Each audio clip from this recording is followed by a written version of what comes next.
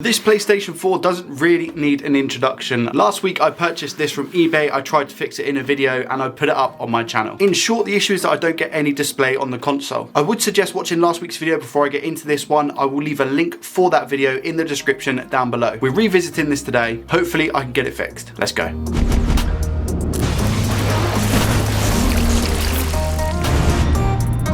Good to be doing this revisit so soon because everything is still fresh in my mind, if that makes sense. This is the HDMI port that was done last weekend, and as you can see, it's not the prettiest, but when I was testing for shorts, we didn't seem to have any shorts whatsoever. We have a jumper wire that goes from this trace up to this pin here. That seems to be absolutely fine. When we move it, it moves with the wire itself, which is all good and dandy. One of my first actions is going to be to replace this port. I want to just start from scratch. I'm going to get rid of this conformal coating, probably get rid of the wire that we have down here as well. Even though there is continuity from this point to the pin, I just want to start fresh because I don't really feel too happy about the quality of this port. I can't trust it. I also placed this diode right here onto this location and it seems to be fine, but I'm going to get a reading for it now because I've been told to do so by multiple people in the comments. On that note, thank you to anybody who did comment on my last video. Without you guys commenting on these videos, I learn nothing. There's so many helpful people in this tech repair community and I'm extremely grateful. I've put my meter into diode mode and I need to put my red probe on ground and my black probe on the area that we're trying to get a reading. So I believe on this diode here, we're going to be taking it from this side and I get 0.56 volts, which as far as I'm aware is actually pretty normal. If I move to the one further down, again, I get 0.56 volts. And the last one on this side, 0.59 volts. I'm just going to check this one as well for the fun of it. And I get 0.57 volts. So everything seems to check out there with no issues whatsoever. I'm just scanning this area again quickly. It's just below the HDMI port. So we have the HDMI port here and we've got all of these little small components down here. I'm going to divert my attention to this side and I'm just going to measure this fuse. Pretty sure this is a fuse. However, feel free to correct me. I should therefore get continuity going through it. Which I do. I get continuity straight away. In that case, everything as far as I'm aware on this side. What about this little diode up here? Let's check that. These might not even be diodes. 0.664 I get on this one. These are EMI filters and I did replace this one and this one from last week. I remember testing, but I'm just going to test again to make sure. We should have continuity going from here to here and here to here. Not across, not diagonal. They all check out absolutely fine, no issues whatsoever. I'm just checking the pins of the encoder chip that I actually replaced last week. And again, they seem to be absolutely fine, all soldered correctly. Doesn't seem to be any issues there. Let's get this port off. We're going to go with airflow speed of 70% and the actual temperature is going to be 470 degrees Celsius. This port should drop off fairly easily because of the fact this is already leaded solder. If you can hear banging in the background, I do apologise. It's extremely windy here at the moment in the UK and I want to keep my window open because of the fumes. We're now just going to wick up all this solder that we have.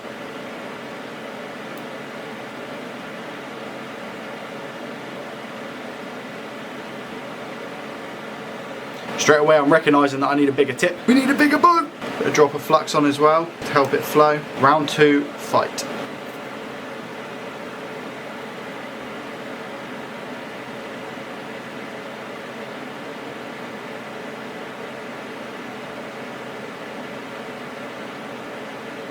Much better. Swap the board over. More flux.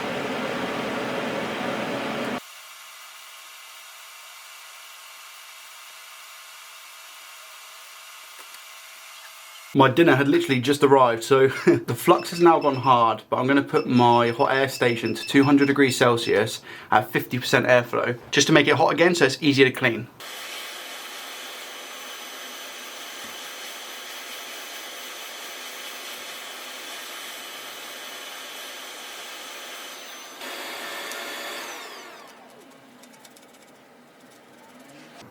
Some IPA.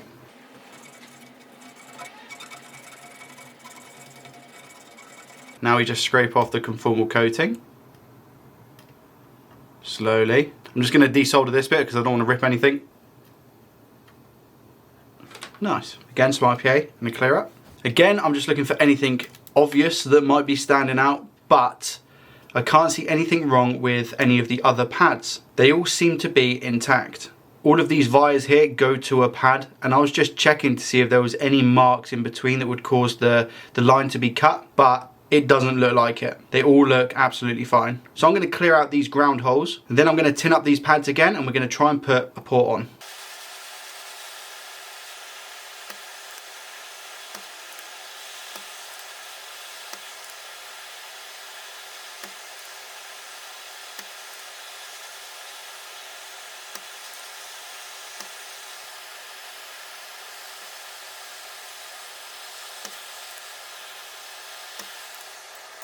Now I'm also going to tin all of the pins on this HDMI port.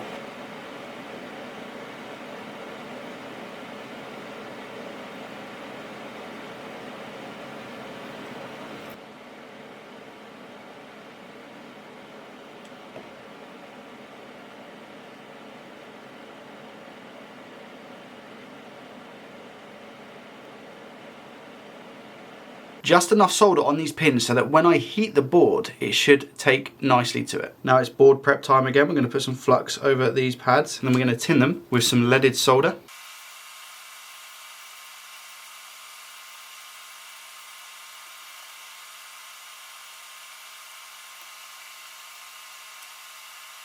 Perfect. That is all ready to go. And that looks okay. I've also put a bit of solder down here, as you can see, for the trace wire. Now let's put this port on. Flux it up, hopefully for the last time.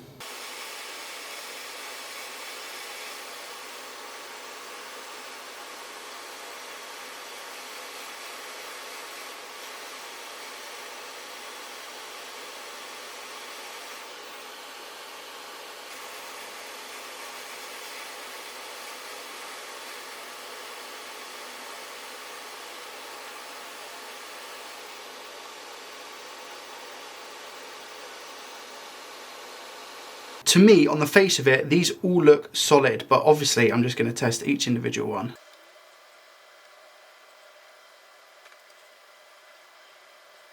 Every single one of those is absolutely solid. I'm going to quickly solder the ground legs on the back.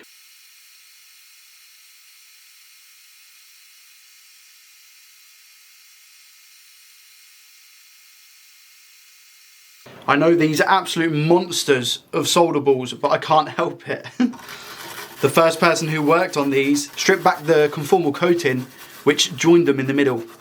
So I will go over these if it ends up working, but not right now. I don't need it to look pretty at the moment. I need it to work. That'll do. So I've got some small wire here that I need to just burn off the edge to get rid of the coating. I believe it's called enameled wire. I believe I've done that now. How does that look? Yep, perfect. I'm now just putting the tiniest, and when I say the tiniest, I mean a blob of solder on the end of my iron tip. I couldn't even barely see putting it on. And just a tiny bit of flux there, where I'm gonna trace the wire to. Then I'm going to take my tweezers and angle this as best as I possibly can, and slowly but surely tacking it down. So we're going to tack this down to this pin right here. And there we go. And there we don't go, it's just come off. I think I need a tad more solder on the end of the tip, just a tad.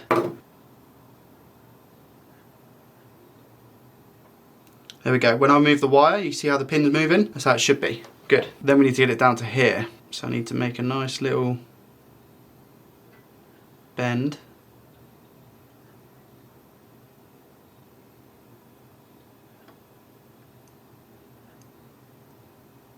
I think that'll do. And same again, a little bit of solder on the end, a little bit of fluxation to the nation down here.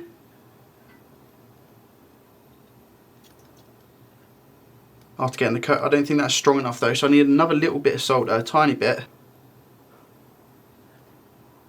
That then should be okay. You can see it's a straight line now. Cool. Now I'm just going to grab my knife, just cut it there, and clean. With the toothbrush, the same way that the wire is. And as you can see, we have a clear connection from here up to the pin that it needs to go to, and it moves with the wire. I also just want to point out as well, it's not connected to this via that you see underneath, because I wouldn't be able to do that if it was. You see how it's not connected to the via underneath, this one here? I just want to point that out just in case. But it runs pretty much exactly along until I get to here, and that should be okay. This one over here that I'm pointing to doesn't actually need to connect to anything, so this one could just stay a free tooth. Now we dry it off. I do just want to get a cotton swab in here now as well, because, and the reason I say this, the conformal coating won't stick if there is flux underneath it. It just won't, it won't happen. Now I check with the multimeter to write off two things. First thing is, do we have continuity from here to here? Yes, we do. The second is, do we have any bridges? Let's find out. No bridges whatsoever. I've done all of this first time around as well, but I have to triple check.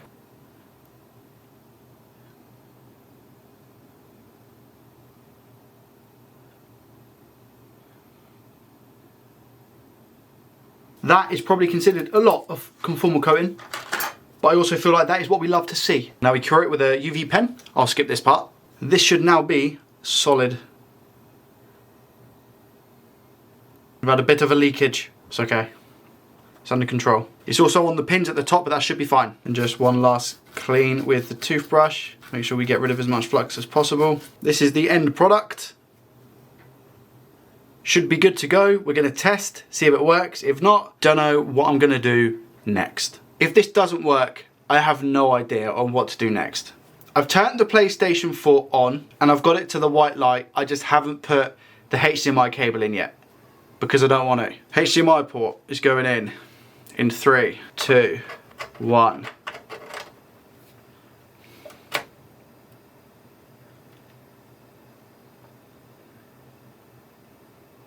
What's going on? There's like a green flashing. I'm taking it out because I don't know what's going on. I'm putting it back in. That's better than last time though. There's still a green flashing. I'm going to clean my HDMI cable with some IPA. Maybe it's just flux. If it is, I'm going to be a very, very happy person. Here we go. Putting it in again.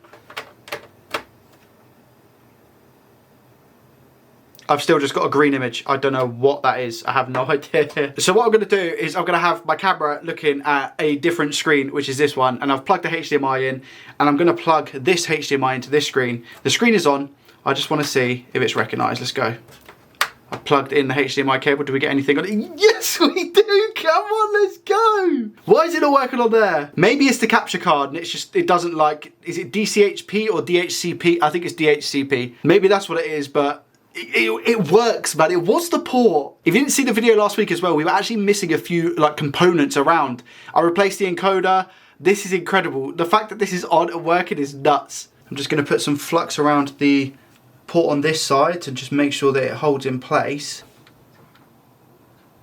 Clean up the old thermal pasta. Apply the new thermal pasta.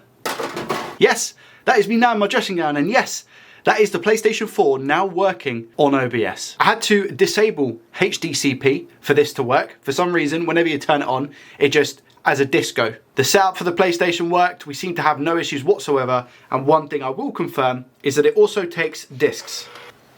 As you can see, Spider-Man is a disc and it seems to be installing fine. I've connected to the internet as well. All seems to be good. I can't believe I got this working. I spent so much time on this last Saturday that I didn't think I would be able to, but persistence pays off. We still have the issue with the APU where I have to hold it down when I turn it on, but I think I know the exact person who I can send this to try and help me fix it. If you enjoyed the video, make sure you hit that thumbs up button, subscribe to the channel if you're new around here, and hit that ding dong bell to get notified of any videos that I upload. Thank you for watching, have a great weekend, and I will see you in the next one.